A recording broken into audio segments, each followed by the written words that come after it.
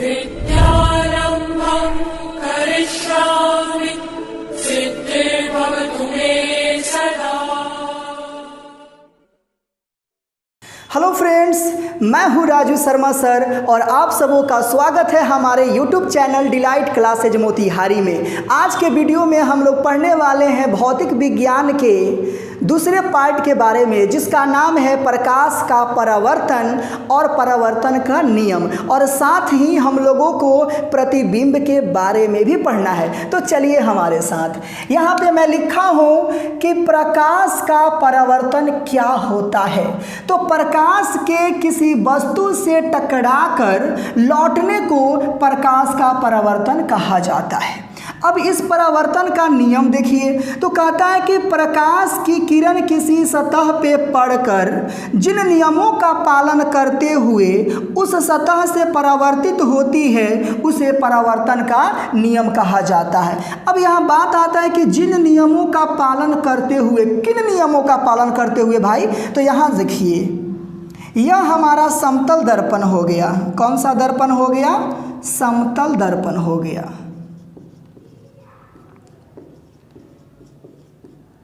ठीक है, यहाँ पे आपका प्रकाश की किरण आ रही है। जैसे मान लेते हैं ए है, यहाँ पे ओ है, तो इसको हम लोग कहते हैं आपतित किरण। कौन सा किरण? आपतित किरण। और आपतित किरण जिस सतह पे, जिस बिंदु पे पड़ती है, इस बिंदु का नाम होता है आपतन बिंदु। आपतन बिंदु। क्लियर हो रहा है?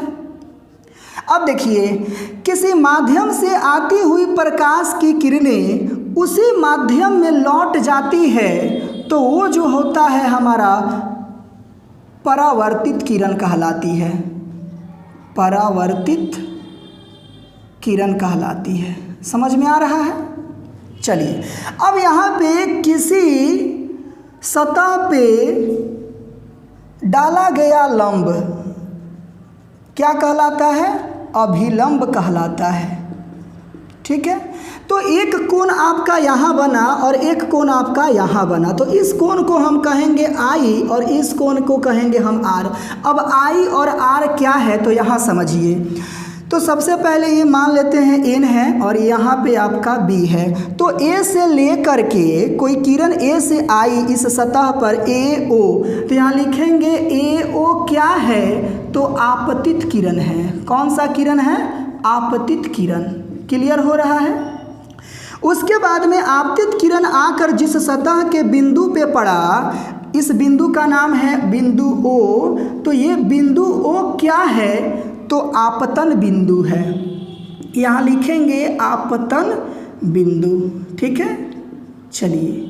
उसके बाद में किसी माध्यम से आती हुई प्रकाश की किरण यानी आपतित किरण उसी माध्यम में पुनः लौट जाती है तो वह हमारा परावर्तित किरण कहलाती है। तो परावर्तित किरण का नाम क्या है? बी ओ।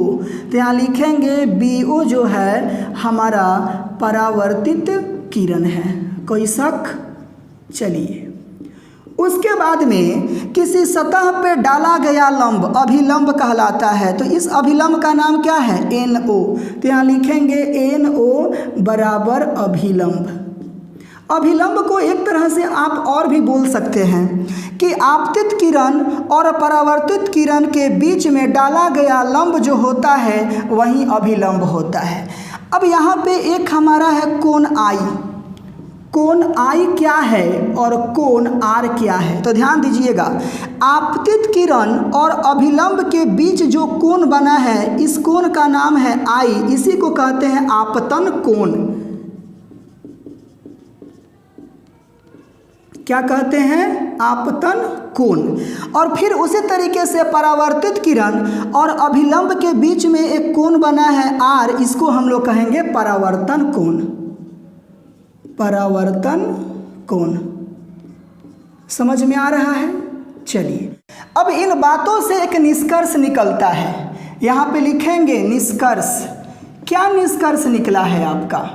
अगर आपसे कोई पूछे कि परावर्तन का नियम बताइए, परावर्तन का नियम बताइए, तो आप क्या बताएंगे? तो सबसे पहला यहाँ लिखेंगे कि आपतित किरण, आपतित किरण, उसके बाद में परावर्तित किरण,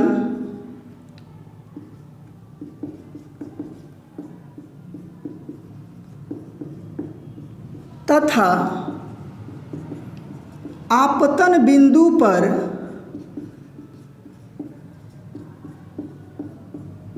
खींचा गया लंब, तीनों एक ही तल में होते हैं, एक ही तल में होते हैं। समझ में आ रहा है? देखिए यहाँ पे आपतित किरण और परावर्तित किरण और आपतन बिंदु पे डाला गया लंब, ये तीनों एक ही तल में होते हैं। वो कौन सा तल होता है? तो समतल होता है। अब दूसरा यहाँ पे क्या नियम है, तो यहाँ ध्यान दीजिए, जितना आपका आपतन कोण होगा उतना ही आपका परावर्तन कोण होगा, क्योंकि आपतित किरण जितना डिग्री पे आती है उतना ही डिग्री पे वापस चली जाती है। तो यहाँ लिखेंगे कि आपतन कोण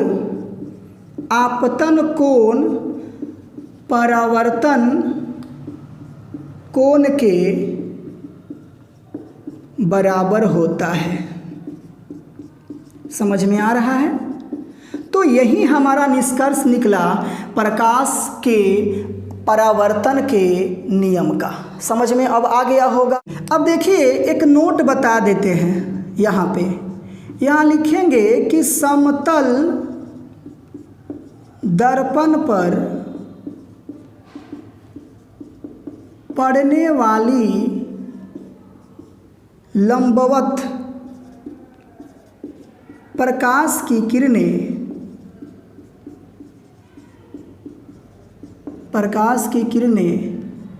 परावर्तन के बाद उसी पथ में वापस लौट जाती है। समझ में आ रहा है? देखिए यहाँ पे एक समतल दर्पण है, देख रहे हैं, ये हमारा क्या है? समतल दर्पण। चलिए, तो कहता है क्या कि समतल दर्पण पर पड़ने वाली लंबवत प्रकाश की किरणें, तो ये लंबवत ऐसे आ रही है, ठीक है, और जब लंबवत आ रही है तो परावर्तन के बाद उसी पथ में वापस चली जा रही है। तो यहाँ पे जो हमारा परावर्तन कोण हुआ, परावर्तन कोण कितना डिग्री हुआ बताइए? 0 डिग्री।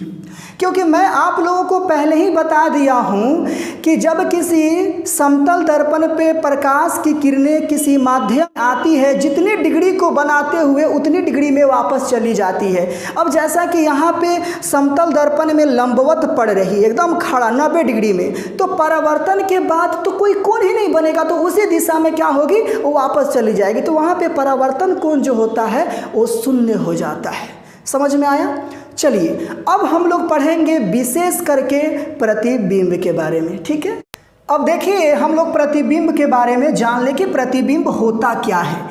तो किसी बिंदु स्रोत से आती प्रकाश की किरणें दर्पण से परावर्तन के बाद जिस बिंदु पर मिलती है या जिस बिंदु से आती हुई प्रतीत होती है उसे उस बिंदु स्रोत का प्रतिबिंब कहा जाता है।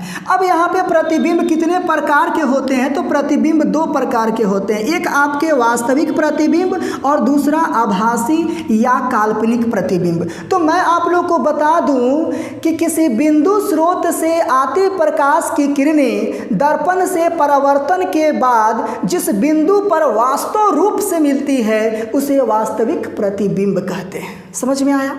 अब बात करते हैं आभासी या काल्पनिक प्रतिबिंब का। तो किसी बिंदु स्रोत से आती प्रकाश की किरणें दर्पण से परावर्तन के बाद जिस बिंदु से आती हुई प्रतीत होती है उसे आभासी या काल्पनिक प्रतिबिंब कहा जाता है। अब यहाँ पे एक नोट समझ लीजिए, यहाँ पे नोट रहेगा आपका कि आभासी प्रतिबिंब वस्तु की अपेक्षा हमेशा सीधा होता है। ठीक है, चलिए एक और नोट होगा, ये आपका नोट पहला था, एक और नोट होगा कि आभासी प्रतिबिंब को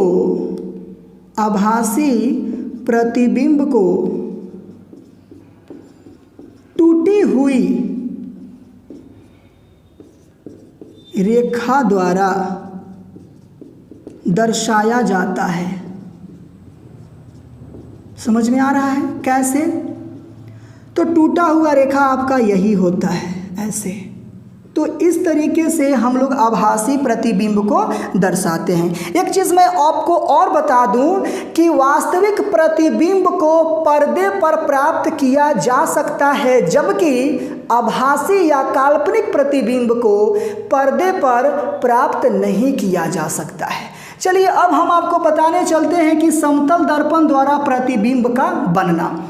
यहाँ पे कोई वस्तु समतल दर्पण से जितनी आगे होती है उसका प्रतिबिंब दर्पण से उतना ही पीछे बनता है। कैसे? तो यहाँ समझिए, यह आपका समतल दर्पण हो गया, ठीक है, और इस समतल दर्पण पे यह आपका एक वस्तु हो गया। मान लेते हैं वस्तु A है और यहाँ पे B है, तो A से लेकर के B तक मान लेते हैं कि 5 सेंटीमीटर है। तो इसका जो प्रतिबिंब बनेगा यहाँ पे B डैश और यहाँ पे A डैश। समझ में आ रहा है? तो ये भी कितना होगा? 5 सेंटीमीटर। अब जैसे कि मैं बता दूँ, यहाँ से जब हम आपतित किरण यहाँ पे डालते हैं तो यहाँ बिंदु O होता है और ये परावर्तित हो जाता है, तो ये इसी तरीके से होता है। समझ में आ रहा है? यानी कोई भी वस्तु समतल दर्पण के जितना आप आगे रखेंगे दर्पण से ठीक उतना ही पीछे बनेगा। अगर दर्पण से आप 5 सेंटीमीटर आगे रखे हैं तो दर्पण से हमेशा 5 सेंटीमीटर पीछे बनेगा। लेकिन अब यहाँ पे एक बात हम करते हैं कि पार्श्व परिवर्तन जरा देखिए क्या होता है। पार्श्व परिवर्तन, मान लीजिए कि आपके पास एक कार्ड है और इस कार्ड पे R लिखा हुआ है। इस कार्ड पे क्या लिखा हुआ है? R। और यहाँ पे आपका एक शीशा है, यानी दर्पण है। ये आपका दर्पण है, ये आपका क्या है? कार्ड है। तो इस कार्ड का प्रतिबिंब यहाँ पे ऐसे बनेगा। इसको डॉट डॉट लाइन से दिखाते हैं तो R जो है आपका उलट जाता है ऐसे। समझ में आ रहा है? ऐसे हो जाएगा।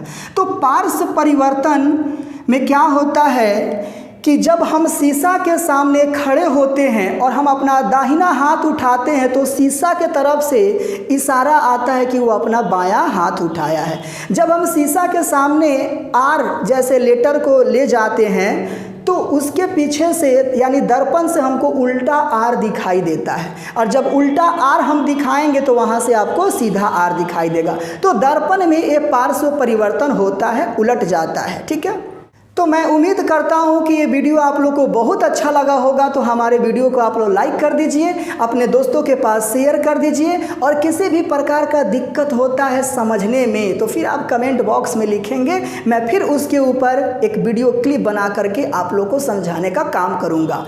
और अभी तक हमारे चैनल को सब्सक्राइब नहीं किए होंगे तो प्लीज़ हमारे चैनल को सब्सक्राइब कर दीजिए। मिलते हैं कल अगले वीडियो में, तब तक के लिए राधे राधे।